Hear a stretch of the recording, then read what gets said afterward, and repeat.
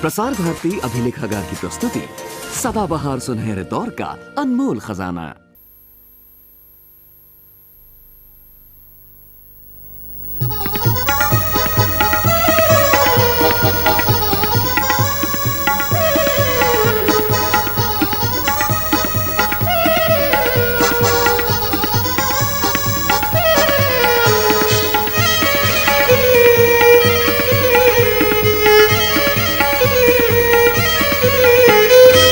पटरी पे रेल चले छुक छुक छुक, जीवन की गाड़ी चले रुक रुक रुक। पटरी पे रेल चले छुक छुक छुक, जीवन की गाड़ी चले रुक रुक रुक। छोटा सा होगा अपना ये घर, इसको किसी की लगे ना नजर। बहुत कठिन है ये जीवन सफर, कभी इस कस्बे कभी उस नगर, कभी इस कस्बे कभी उस नगर। आखिर तक कोई समझ न पाए, कौन पराया कौन अपना। जीवन है एक सपना, जीवन है एक सपना, जीवन है एक सपना।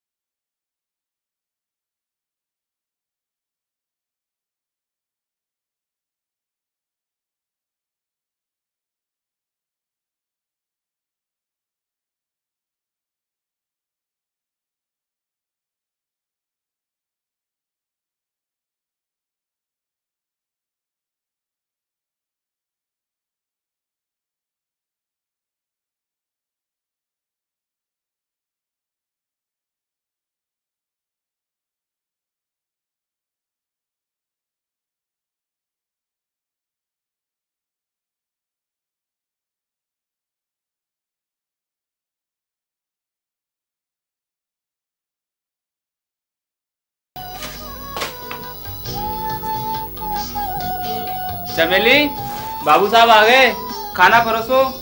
जी अच्छा।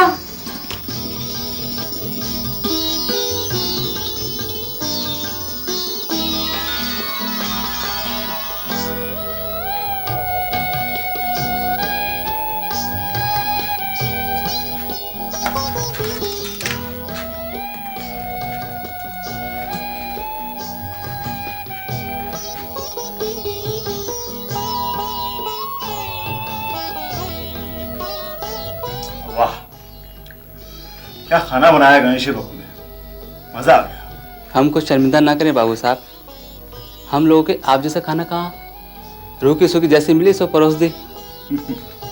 कैसी बातें करते हो, ये रूखी सूखी है? क्या बढ़िया खाना है, अमृत की तरह। ना ना बहू, अब और नहीं, बिल्कुल नहीं चलेगा। पेट में तिल भर रखने को जगह नहीं है। जितना बड़ा दिल है उतना बड़ा पेट भी रखना होगा बाबूजी, ये तो आपको खाना ही होगा। आप तो देवता हैं बाबूजी, हमको अपनी सेवा से वंचित ना कीजिए, खाइए। बहुत ज्यादा खिला दिया गणेश बहू ने, चला भी नहीं जाएगा।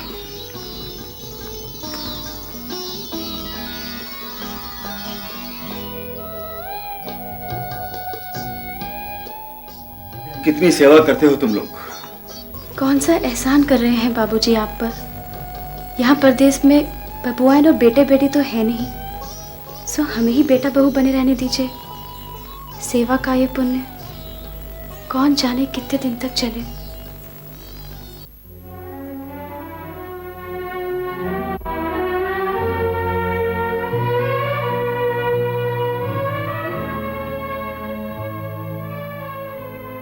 कौन सा एहसान कर रहे हैं बाबूजी आप पर? यहाँ परदेश में बबुआन और बेटे बेटी तो है नहीं, सो हमें ही बेटा बहू बने रहने दीजिए। सेवा का ये पुण्य कौन जाने कितने दिन तक चले।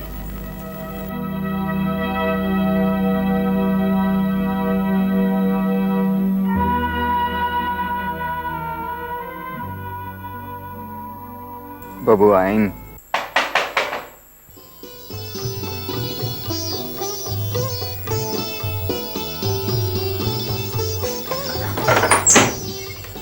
आ गए आप? माफ करना, आज फिर देर होगी। सो कौन सी नई बात है, रोज ही तो होती है। चलो आप कपड़े बदल लो, मैं आपके लिए खाना लाती हूँ। ठीक है।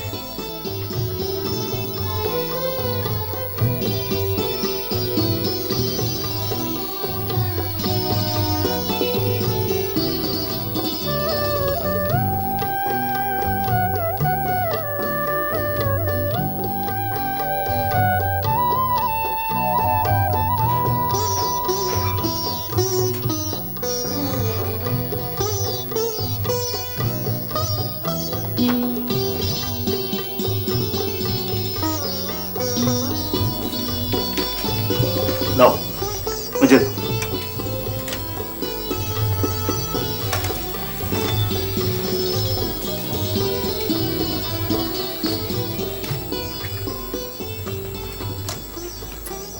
सुनो सावित्री, तुम इस तरह रोज रात 12 बजे तक मेरा इंतजार क्यों करती हो? आपको गरम खाना खिलाने के लिए, और फिर खुद भी आपके साथ खाना खाने के लिए।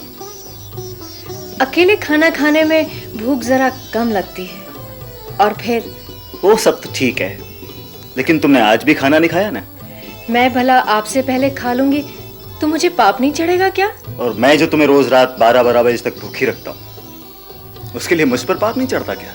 कैसी बातें करते हो जी, आप तो पुरुष हैं, परमेश्वर का रूप है, आप पर भला कभी पाप चढ़ सकता है क्या? किसने कहा ये सब तुम्हें? कहेगा कौन?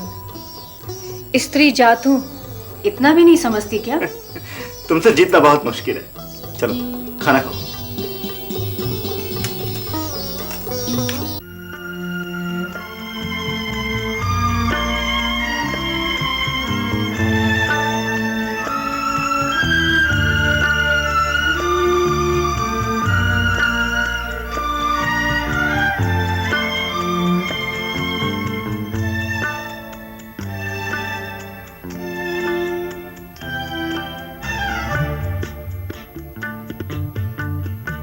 पापा पापा, आज मुझे टीचर ने फिर गुड दिया। पापा पापा, आज मुझे टीचर ने फिर गुड दिया। अरे वाह, देखे तो। अरे वाह, वेरी गुड। थैंक यू पापा। देखा बेटे, भैया को आज फिर से गुड मिला है। तुम्हें कब से मिल रहा है? पापा मुझे कल मिलेगा। नोटी बाप बेटों में क्या चल रहा है? देखा, तुम्हारे बेटे को आज फिर से गुड मिला है। अरे वाह। बेटे, आप भी आ गए स्कूल से? हाँ पापा। चलो बच्चों, खाना खाने चलो। हाँ बेटा, आ जाओ, चलो, शाबाश। आ जाओ, आओ बेटा।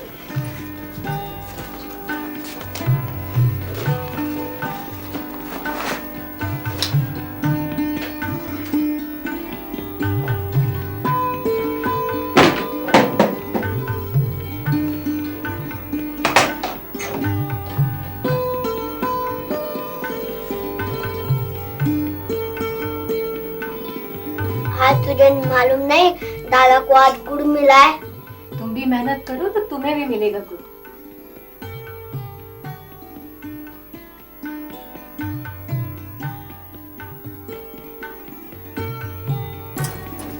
तैयारियां हो रही हैं।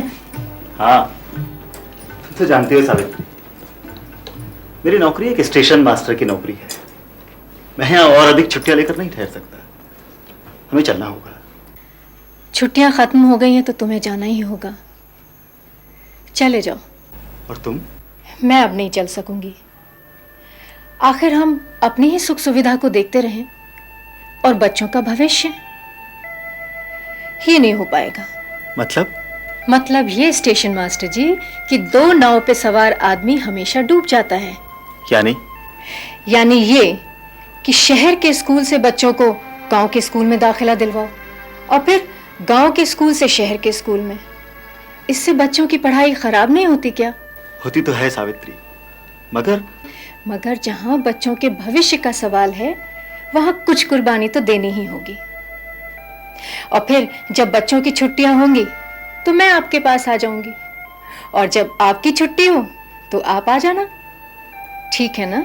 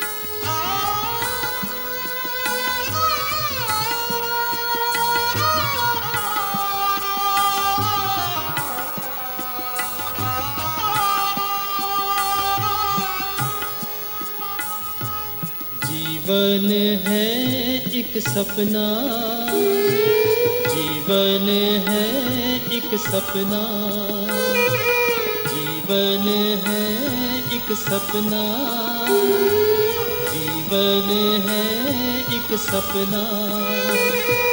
सपना सजा के आशा जगा के हर कोई चाहे चलना चलना चलना।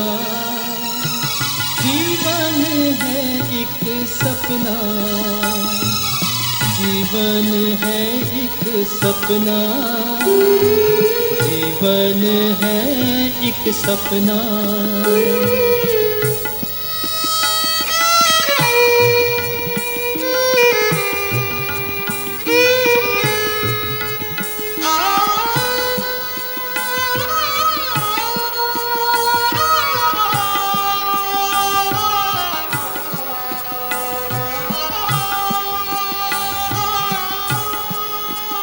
जिसने सींची थी बगिया बड़े प्रेम से, फूल होंगे सलोने सजाऊंगा मैं। अपने जीवन की बगिया संवर जाएगी, झोली भर भर के खुशियाँ लुटाऊंगा मैं। जिंदगी तो यूं ही बस गुजरती रही, सुबह आती रही शाम ढलती रही। मन बोझिल हुआ थी विरा जिंदगी, टूटे दिल के वो शीशे में दिखते रहे।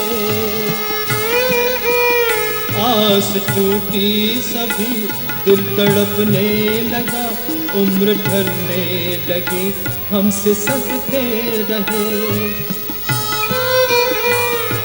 सपने सजा के आशा जगा के हर कोई चाहे चलना चलना चलना। जीवन है एक सपना, जीवन है एक सपना, जीवन है एक सपना, जीवन है एक सपना, जीवन है एक सपना।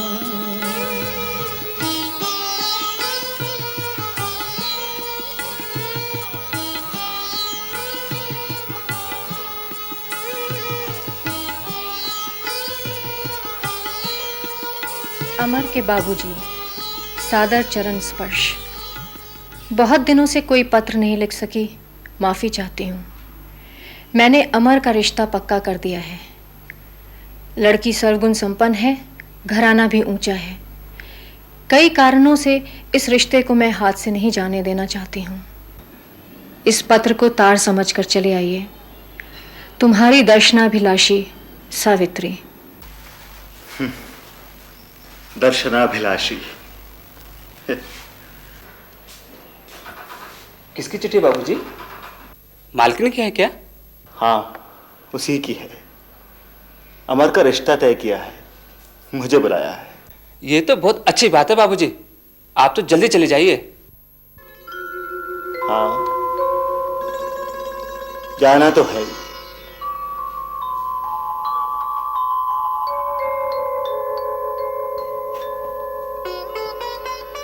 माँ, बाबूजी आए हैं।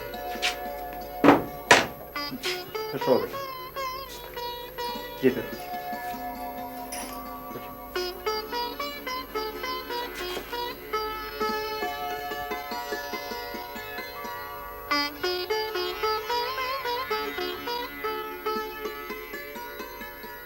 वाह सावित्री, अपने यहाँ पे रिश्ता तय कर लिया। अजी मेरी बात तो सुनो। लड़की क्या है, चांद का टुकड़ा है, चांद का टुकड़ा। कोसों चिराग लेकर भी ढूंढोगे तो ऐसी लड़की ना मिले। हमारे अमर के साथ मिलकर ऐसा लगेगा जैसे राधा और कृष्ण की जोड़ी। और फिर उसके पिता इस शहर के बड़े व्यापारियों में से हैं। बहुत बड़ी संपत्ति और करोड़ों का कारोबार है। और फिर मजे की बात तो ये है कि लड़की अपने माता पिता की इकलौती संतान है। सो तो ठीक है सावित्री, लेकिन इतने बड़े घर की इतनी सुंदर लड़की हमारे यहाँ आने के लिए तैयार कैसे हो गई? अजी होती क्यों नहीं? हमारा अमर कौन किसी से कम है? अच्छा खासा जवान लड़का है और बिजली बोर्ड में अफसर है। वो क्या, उसकी माँ भी आने को तैयार है। बिल्कुल आप पर गया है। सो तो ठीक है सावित्री, मगर हमारी उनकी बराबरी क्या? वो बड़े व्यापारी, हम सेकंड ग्रेड के स्टेशन मास्टर। आखिर वो लोग इस रिश्ते पर राजी कैसे हुए? अब तुमसे कौन जीते? तुम्हारी तो आदत है खोद खोद कर पूछने की। हुआ यूं कि लड़की अमर के साथ पढ़ती थी। दोनों एक दूसरे को चाहने लगे, एक दूसरे पर मरने मारने को उतारू हो गए, तो बाप ने मजबूर होकर हाँ कर दी। मगर इतने बड़े घर की लड़की जिसने सोना खाया और चांदी पी, हमारे यहाँ निभेगी कैसे? निभेगी क्यों नहीं निभेगी? हम कौन सा कम है? हम भी उसके लिए ऐसा इंतजाम कर देंगे कि उसे किसी बात की कमी खलेगी ही नहीं। मसलन उसके लिए एक छोटा मोटा मकान बनवा देंगे। इस किराए के मकान में थोड़ी रखेंगे उसे, और एक आध नौकर भी रख देंगे।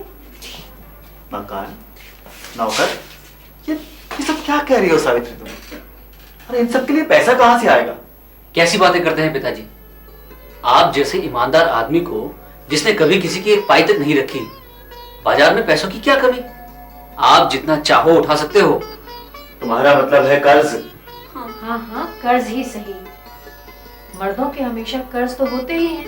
नहीं, मैं कर्ज नहीं लूंगा। अरे चुकाऊंगा कहां से? चुकाने की भली चलाई आपने बाबूजी।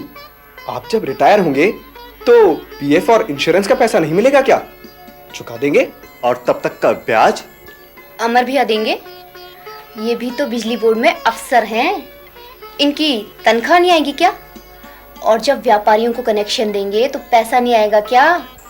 तुम्हारा मतलब है रिश्वत? शब्दों का हेरफेर है बाबूजी, वरना जिसे आप रिश्वत कहते हैं, लोग आजकल उसे सुविधा शुल्क कहते हैं। नहीं अमर, ऐसा नहीं करना। मैंने अपनी तमाम जिंदगी मेहनत और ईमानदारी से बिताई है।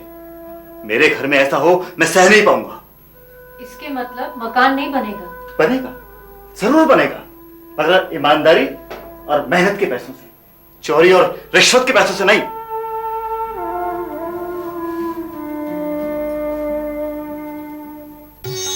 चाहा अनचाहा तो सिर्फ बहाना है, वक्त ही केवल आता है और जाता है। अपने तो सपनों तक सीमित रहते हैं, अपने तो सपनों तक सीमित रहते हैं। हकीकत हर कोई हो जाता है। कल जो बीत चुका है फिर कब आता है।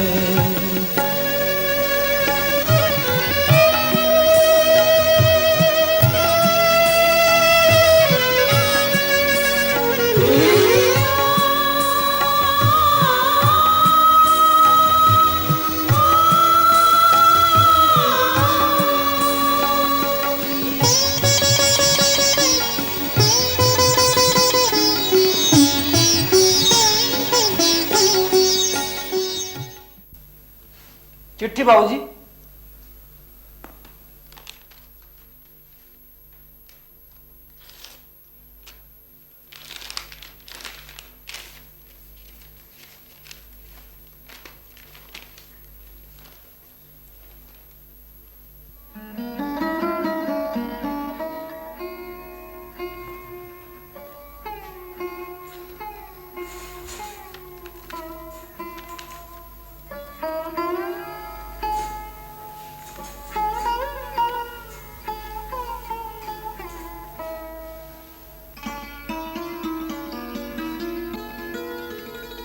गणेशी,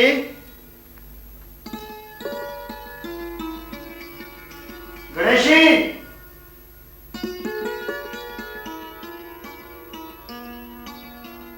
गणेशी, ओ गणेशी, न जाने कहाँ चला गया? अभी तक तो यही था। एक पल को भी बिना काम के स्टेशन पर नहीं ठहरता। चला गया होगा बहू के पास। गणेशी, ओ गणेशी। आया बाबूजी। क्यों रे? ड्यूटी का समय है और तू यहाँ बहू के साथ गप्पे मार रहा है। ये क्या करे बाबूजी आप तो जब गाड़ी का समय नहीं होता तुमको घर भेज दिया करते हो। और इसीलिए तुम आ जाते हो। आएंगे नहीं तो क्या करेंगे बाबूजी? आप जैसे देवता की हुक्म अदुली करके नरक में जाएंगे क्या? सुनो तुम लोग, मैं रिटायर हो गया हूं। बहुत जल्दी तुम लोगों को छोड़कर चला जाऊंगा। मुद्दत की इस वीरान जिंदगी में फिर से बाहर आ जाएगी। तुम्हारी मालकिन के साथ रहूंगा, अपने बच्चों के साथ रहूंगा। इस अकेलेपन की जिंदगी से ऊब गया था गणेशी। मशीन की जिंदगी जी रहा था, अब आम आदमी की जिंदगी जीऊंगा। अरे क्या हुआ कि तुम लोग मुझसे क्यों हो गए? ऐसा मत कहो बाबूजी, हम जिएंगे किसके सहारे? हम दोनों का आपके सिवाय संसार में है ही कौन? आप ही हमारे माँ बाप हो। इससे तो अच्छा आप हम दोनों को अपने साथ ले चलें। हम आपकी सेवा करेंगे। अरे क्या हुआ? तुम रो क्यों रही हो बहू? ये तो प्रेम के आंसू हैं बाबूजी। आप अपने घर जाएंगे, बहू बेटे आपकी सेवा करेंगे, बिटिया रानी आपका दिल बहलाएगी और बबुआएं बरसों के बाद चैन की सांस लेगी।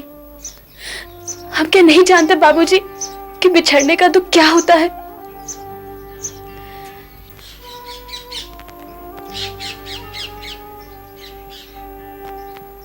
हाँ बेटे, वही तो मैं कह रहा था।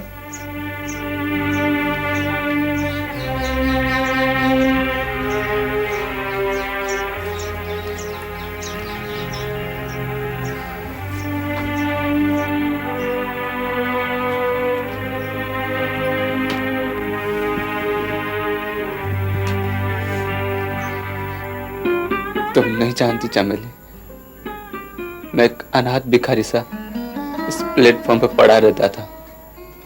बाबूजी ने मुझे पाला पोसा और सहारा दिया, पॉइंटमैन की नौकरी दिलवाई और तुम्हारे साथ शादी करवाई। चमेली, बाबूजी जैसा आदमी इस संसार में होगा क्या? नहीं ना।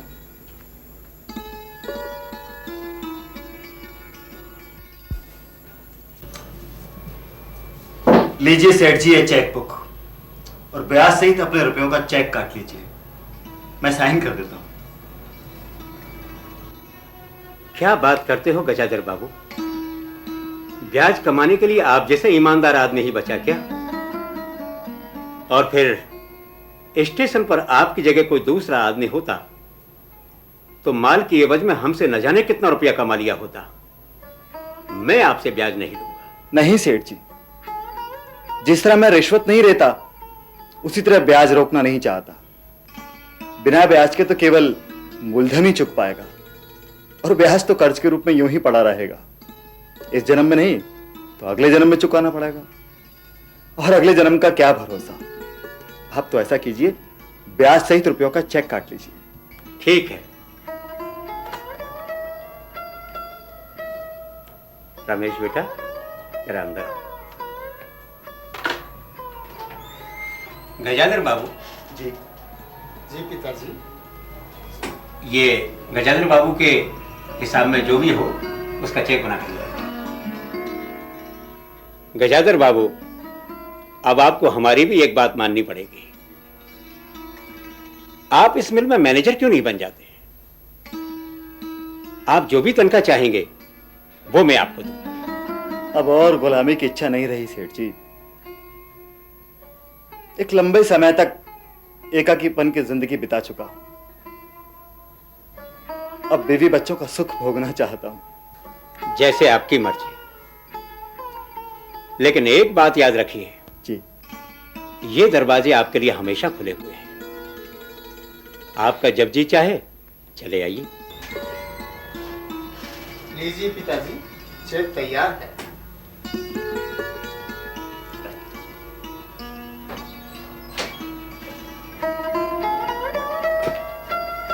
लीजिए सर जी।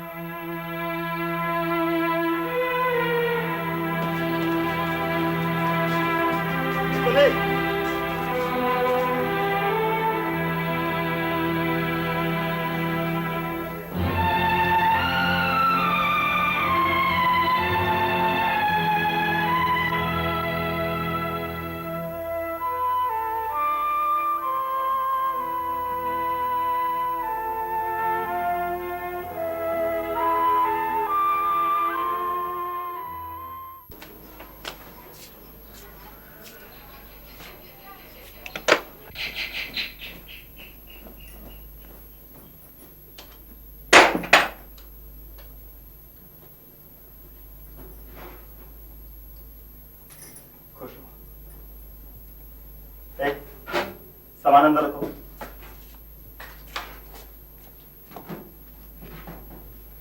सो रही थी क्या? सो क्या रही थी, यूं समझ लो कि बेहोश पड़ी थी। घर का काम कोई कम थोड़ी होता है। रात के 12-1 तो बज ही जाते हैं। सब पैसा चलो।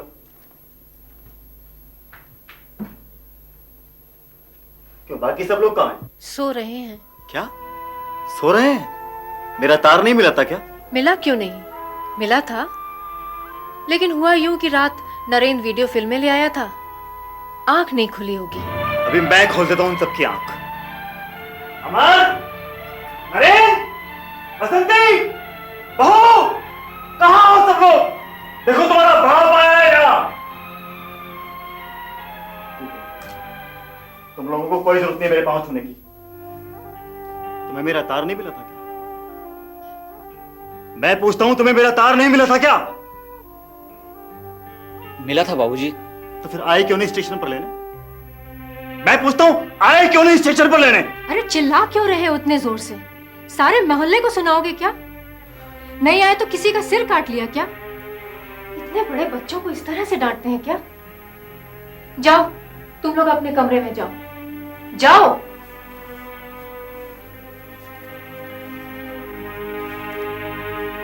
अब गुस्सा तुमको तो।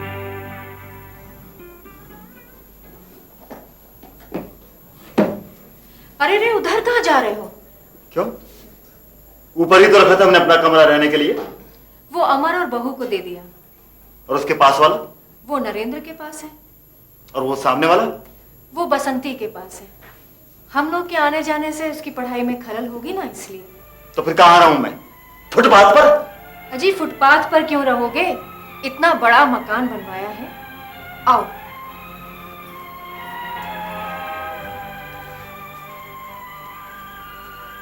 ये तो स्टोर है, यहाँ इस कबाड़ खाने में रहूंगा मैं? नहीं नहीं, यहाँ नहीं, ये तो मैं वैसे ही दिखा रही थी। यहाँ थोड़ी रहोगे तुम। तो फिर कहाँ रहूंगा? तुम्हारे सिर पर? ये कमरा नरेन को दे दिया, वो बसंती को दे दिया, वो अमर को दे दिया। अरे मेरे लिए भी कोई जगह है इस घर में? है क्यों नहीं जी? आप तो ऐसा करो, मैं आपकी चारपाई बैठक में लगा देती हूँ। इससे अच्छा इस घर में कोई कमरा नहीं है। तब तक आप हाथ मुंह धो लो।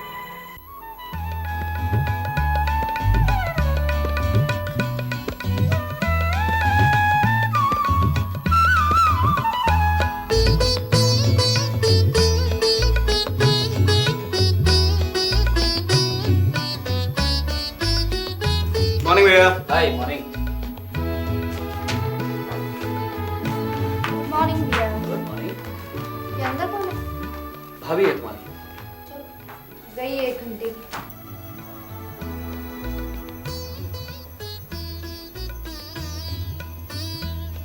ये क्या है?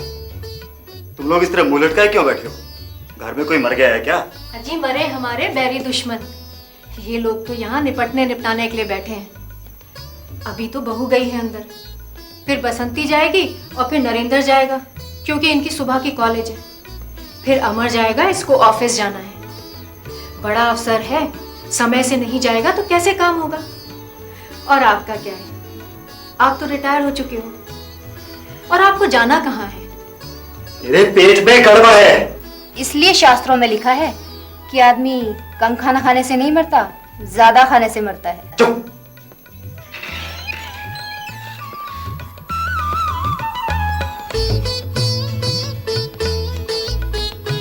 बहू आ गई, तुम जाओ, पर कल से इन लोगों के उठने के पहले ये सब काम निपटा लेना।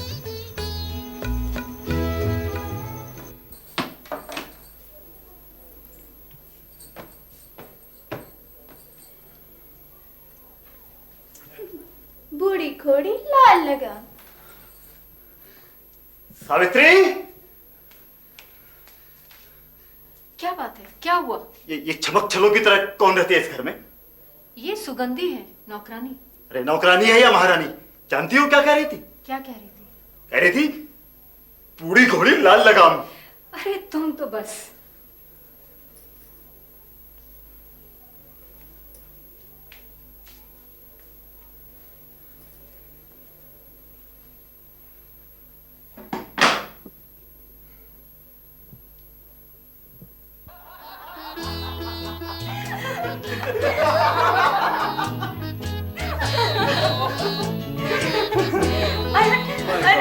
तुम्हें तो कल रात की पूरी पिक्चर याद होगी।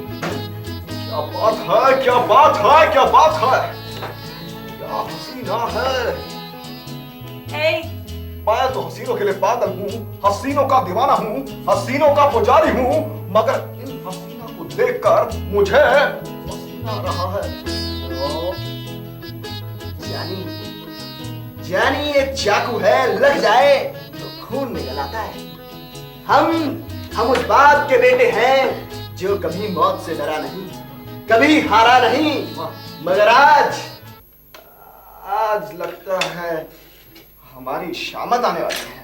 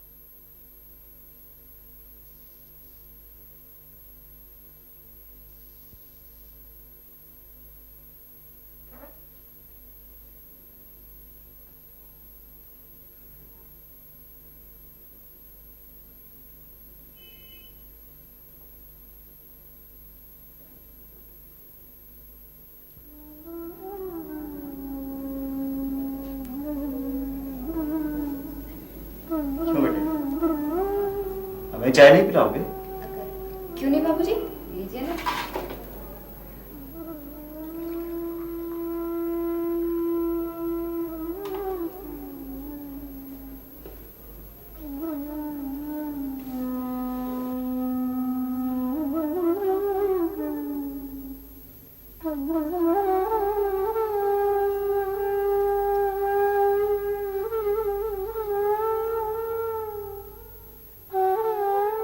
बाबूजी, बाबूजी।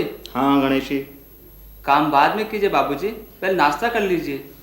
पहले थोड़ा एक कागज देख लूं बेटा। ना ना बाबूजी, कागज बाद में देखिए, नाश्ता कर लीजिए, ठंडे हो जाएंगे। अरे तुम यहाँ अकेले बैठे हो? ये सब कहाँ गए? चाहे जाना चाहिए। पता नहीं तुम क्या कहते हो। तुम्हारी दार्शनिक बातों का अर्थ लगाने का मेरे पास समय नहीं है। और ये बर्तन यहाँ क्यों पड़े हैं? इस घर में धर्म कर्म तो हो ही नहीं सकता। सुगंधी, ओ सुगंधी। काहे माँ जी, काहे हल्ला मचावत हो? अरे हल्ले की बच्ची, खाली ठुमक ठुमक नाचती रहेगी और ये बर्तन कौन साफ करेगा? बर्तन भांडे की बात ना करो माँ जी, हमको ई वक्त ई का साफ करवाए की फुर्सत नहीं, आप ही साफ कर लो। हम तो ई वक्त हमरे मालकिन खातिर पान ले जाते हैं। हाँ जन्म भर ये बर्तन ही साफ करते रहना, फिर ये नौकरानी काय के लिए रख छोड़िए। धीरे बोलो, बहू के पीहर वालों ने रखवाई है। तो निकाल दो उसे और बहू के ससुराल वालों की तरफ से दूसरी नौकरानी रख लो। तुम तो ऐसे कह रहे हो जैसे नौकरानियां सड़कों पर पड़ी मिलती हैं। अजी नौकरानियां मिलती कहाँ हैं? जब सारा काम तुम करती हो तो ये क्या करती है? 2 वक्त का खाना बनाती है, बहू का निजी काम करती है और साग सब्जी लाती है। और तो क्या कहूँ, बाहर से जो सामान लाती है उसमें भी पैसे मार लेती है। देखो मैं परवाह नहीं करता हूँ बहू के मायके वायके की, इसे आते ही निकाल दूंगा। रही साग सब्जी और बाजार का काम, वो मैं कर लिया करूंगा। और रसोई? सुबह की रसोई बहू बनाएगी और शाम की बसंती। मुझसे नहीं होगा ये सब कुछ, मेरी पढ़ाई में हर्ज होगा। अब हर्ज होगा तो होगा, गृहस्थी में बेटी खाना बनाना नहीं सीखेगी तो फिर क्या सीखेगी? ठीक है बाबूजी, मैं तो फिर भी कर लूंगी, पर भाभी उनके यहाँ तो 50 नौकर नौकरानियां हैं, उन्हें तो खाना बनाना आता ही नहीं। क्या लड़की जात होकर खाना बनाना नहीं जानती? नहीं जानती तो कोई बात नहीं, उसे भी तुम्हारी माँ सिखा देगी। अजी अब तक नहीं सीखी तो अब क्या सीखेगी? मुझे तो माफ करो। देखो तुम्हें बहू को खाना बनाना सिखाना होगा, मैं कुछ नहीं जानता बस। अब क्या होगा? क्या होगा? जो जैसा चलता है वैसा ही चलेगा। हाँ, और अगर बाबूजी ने सुगंधी को निकाला तो मैं भी अपने मायके चली जाऊंगी। ये सब क्या हो रहा है माँ? अच्छा खासा घर चल रहा था, बाबूजी ने आते ही घर की सुख शांति में माचिस लगा दी।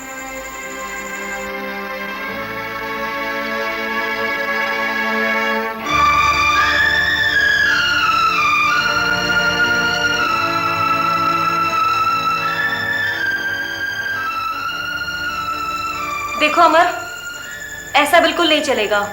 डोंट वरी, सब ठीक हो जाएगा।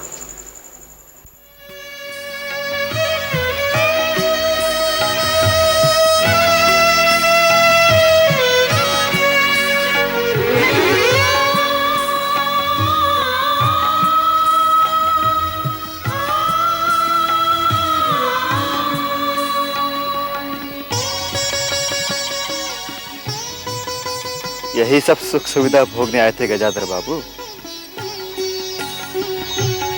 अपनी ही आवाज पराई लगती है, अपना ही मन अपना ही तन आ जाता है।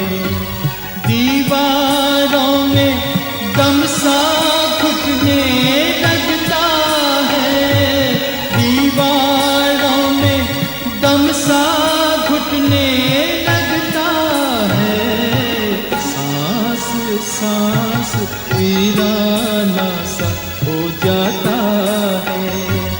कल जो बीत चुका है फिर कब आता है।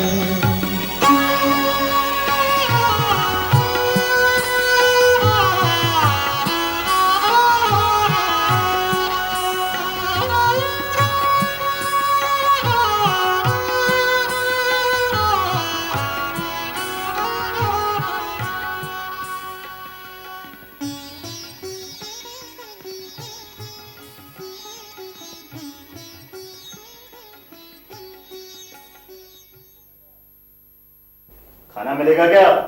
ला रही हूँ। जा सुनंदर, बाबूजी को खाना दे।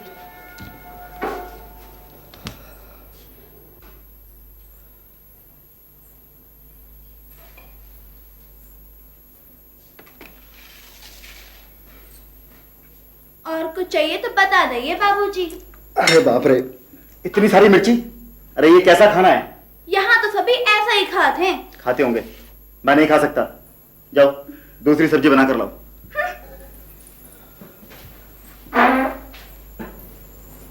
क्या हुआ? कुछ नहीं। कहाँ जा रहे हो? खाना खाने। बाजार में? हाँ, जब घर में ढंग का खाना नहीं मिलेगा तो बाजार में तो जाना ही पड़ेगा। ठहरो, मैं तुम्हारे लिए दूसरी सब्जी बना देती हूँ, कम मिर्ची की। अरे जब घर के सारे लोग आंखों में मिर्ची झोंक रहे होंगे, ऐसे में तुम्हारी कम मिर्ची की सब्जी क्या काम आएगी? रहने दो, नहीं चाहिए। अरे ठहरो तो सही। छोड़ो।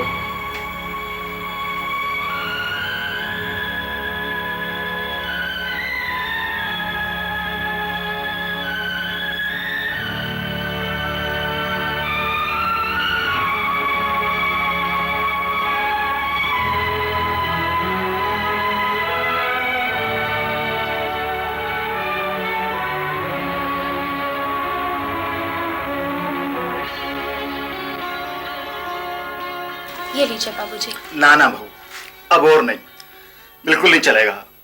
पेट में तिल भर रखने को जगह नहीं है। जितना बड़ा दिल है उतना बड़ा पेट भी रखना होगा बाबूजी। ये तो आपको खाना ही होगा।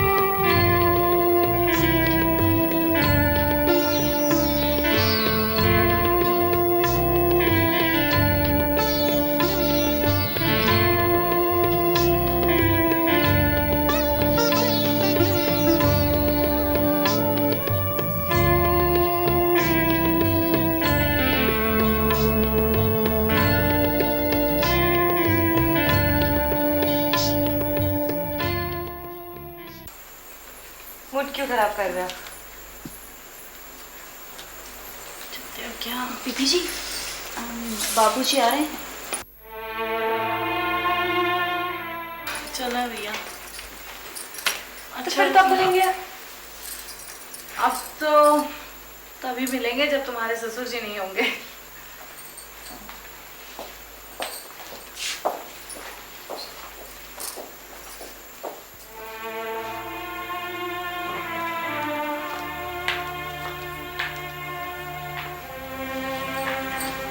Savitri,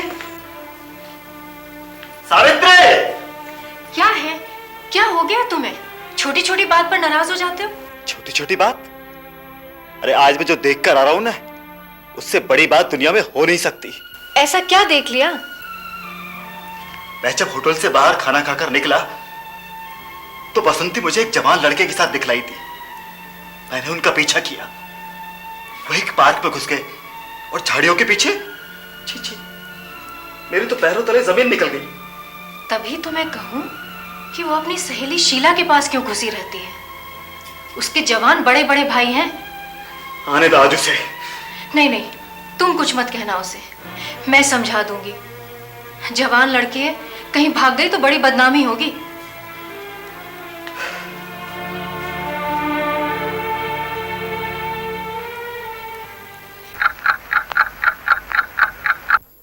Cheers. Cheers for our health and wealth, especially for our wealth. Because if wealth is there, health definitely comes. अमर और उसके दोस्तों की महफिल लगी हुई है। अब न जाने कब ये लोग जाएंगे और कब मेरी चारपाई बिछेगी। धीरे बोलो, ये अमर के दोस्त नहीं, उसके बॉस हैं। तो तुमने कहाँ तरक्की की? सेकंड ग्रेड स्टेशन मास्टर ही रहे जिंदगी भर। वैसे मुझे बड़ी हिचक हो रही थी कि आप लोग आएंगे कि नहीं आएंगे। मैं बहुत सोचा था। No actually I am different type of person. वो तो आपने इतना इंसिस्ट किया इसलिए मैं आ गया, otherwise you know office is office. That's right.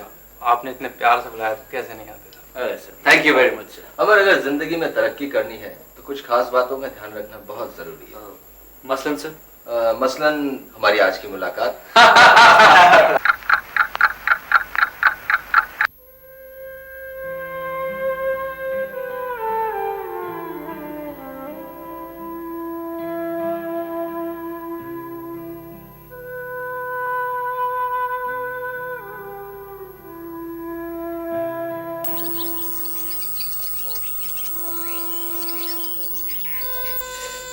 माँ, तुमसे एक बात करनी है माँ। बोलो। माँ, तुम तो जानती हो तुम्हारी बहू की सहेलियां और मेरे दोस्त कभी भी बैठक में आते जाते रहते हैं। ऐसे में बाबूजी का वहां पर पड़े रहना कितना खराब लगता है। तुम बाबूजी की चारपाई भंडार घर में अपने पास क्यों नहीं डाल लेती और उनसे ये क्यों नहीं कहती कि वो दिन में अपने दोस्तों के यहाँ गपशप करने या ताश खेलने चले जाया करें। ऐसे में उनका मन भी लगा रहेगा और हम लोगों को भी कोई असुविधा नहीं होगी। गजाधर बाबू, अब आपको हमारी भी एक बात माननी पड़ेगी। आप इस मिल में मैनेजर क्यों नहीं बन जाते?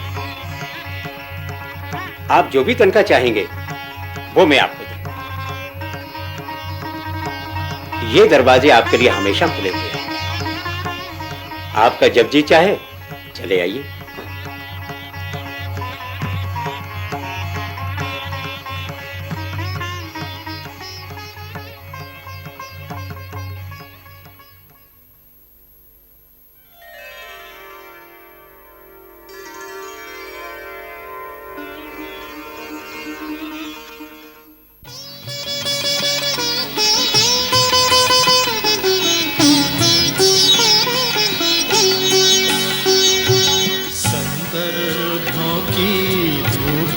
कड़कती है जब भी सच तो झूठ के साए तले दब जाता है। यूं तो हर इंसान सयाना होता है, मोह भंग होने का दुख उछल जाता है। मछली रोए या तड़पे सब चलता है। मछली रोए या तड़पे सब चलता है। मछुआरे का क्या आता क्या जाता है। पोस्टमैन!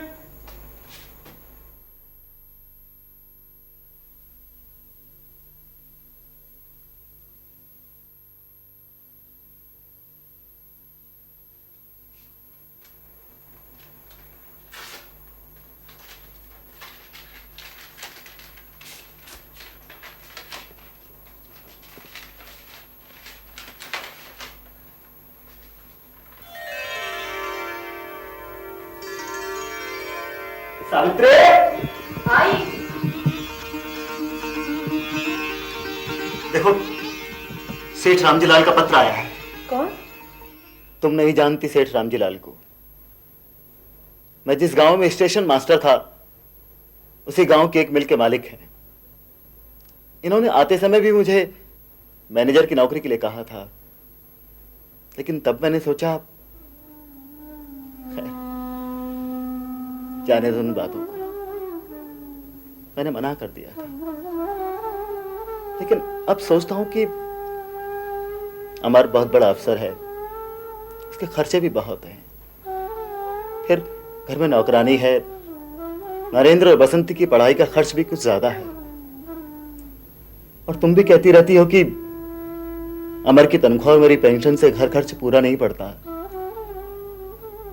मैंने सोचा क्यों ना नौकरी कर लूं। क्या? मैं तुम्हें और पैसे भेज सकूंगा।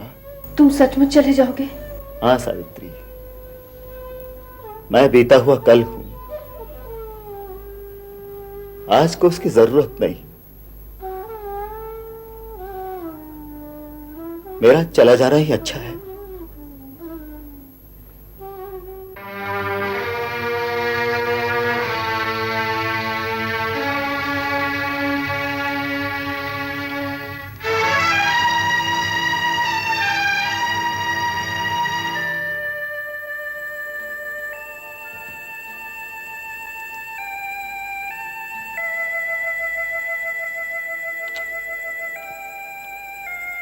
अमर, नरेंद्र, बसंती, कुछ सुना तुमने? तुम्हारे बाबूजी फिर से नौकरी पे जा रहे हैं। क्या?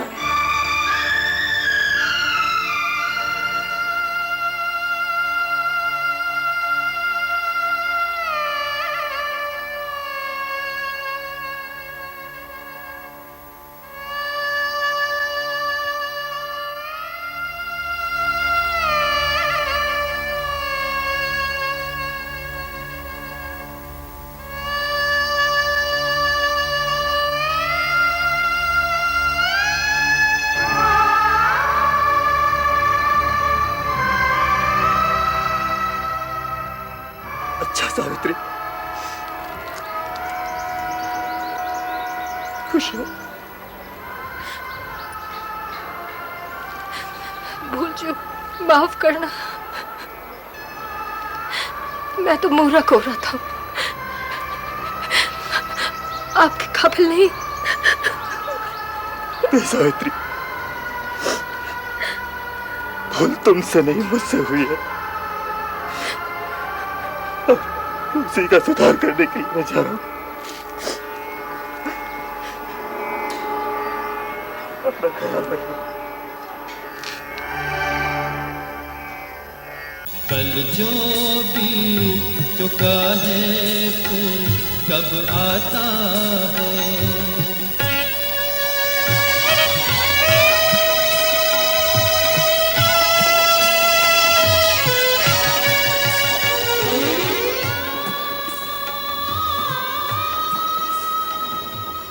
आप क्यों रो रहे हैं भाई साहब? क्या कोई मर गया है? हाँ भाई, शायद मैं ही मर गया। मरने पर पूजा होती है पितरों की जीते जी इंसान कहाँ कुछ पाता है। आगत विगत तथागत का जब संगम हो तो ही मानव नई दिशा बन पाता है। कल जो बीत चुका है फिर कब आता है।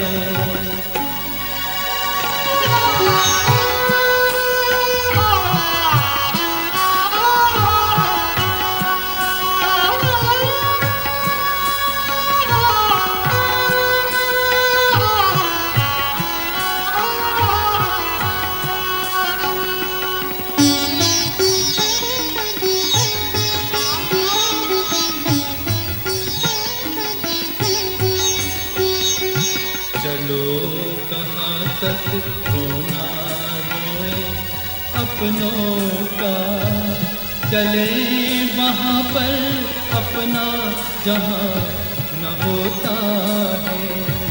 कभी कभी ऐसा भी तो हो सकता है कोई पराया अपना सा हो जाता है। कल जो बीत चुका है फिर कब आता है।